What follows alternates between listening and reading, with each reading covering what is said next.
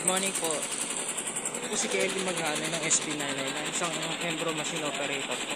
At ito po yung aking Embro machine. So ito din, itong last week meron po akong 45 pieces na output ngayon. So bali ito po siya. So it's pareha pong worth it yung dalawang yan. Pareha gumagana ng maayos. Ito po naman screen monitoring namin. Yan. Ito po yung aking bobbin rider. Ito naman po yung sa aking pilon. At ito yung mga ginagamit ko.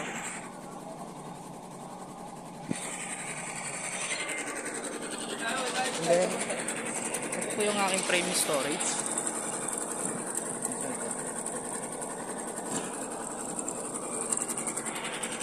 Ito naman po yung aking thread storage. Toolbox. Pa-thread. Mga ayos po.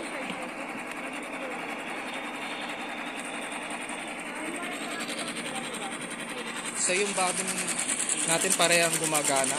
Needle bars parehang maayos.